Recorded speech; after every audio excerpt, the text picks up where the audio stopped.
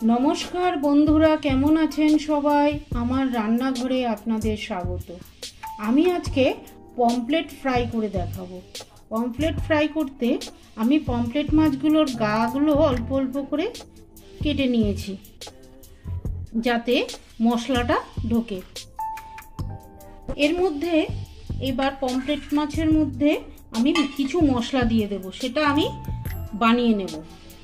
সেটা হচ্ছে একটা বাটির মধ্যে আমি সামান্য নুন,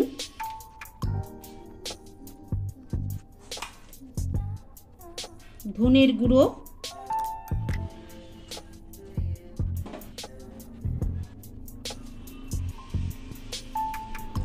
জিরের গুঁড়ো,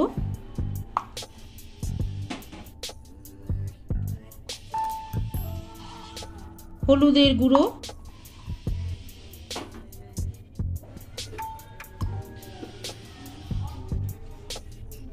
লঙ্কার গুঁড়ো, এবার দিয়ে দিচ্ছি রসুনের পেস্ট, রসুন বাটা দিলাম, দিচ্ছি আদা বাটা,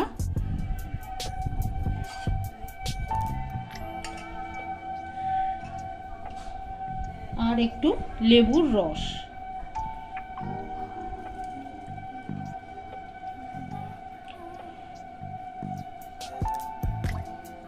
এটা দিয়ে আমি ভালো করে মেখে নেব।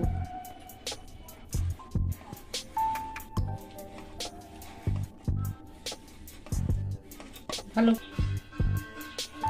দেখুন ওই মশলাগুলোর মধ্যে আমি এই মাছগুলো দিয়ে মশলা তার গায়ে লাগিয়ে দিয়েছি, মাছের গায়ে মশলাগুলো।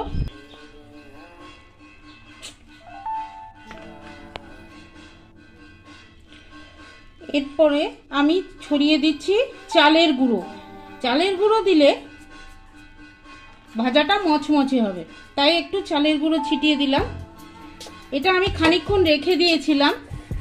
এবার আমি এর মধ্যে দিয়ে দিয়েছি বেসন আর হচ্ছে ময়দা। এবার এটা সামান্য একটু জল দিয়ে আমি ভালো করে গুলিয়ে নেব।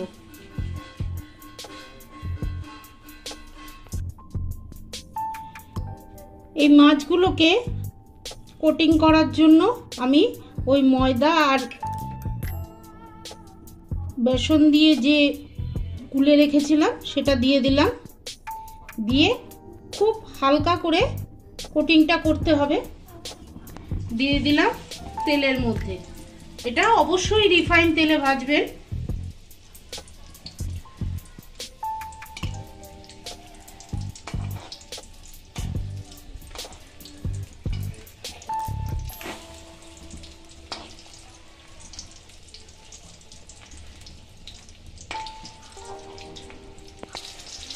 দেখুন ফ্রাই হয়ে গেছে। এবার আমি তুলে নেব।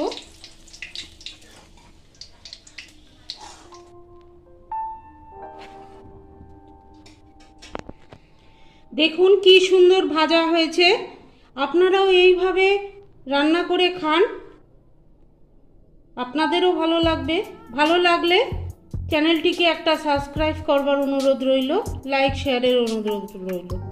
ভালো থাকবেন, সুস্থ থাকবেন। আবার দেখা হচ্ছে অন্য কোনো ব্লগে, অন্য কোনো রেসিপি নিয়ে। ধন্যবাদ।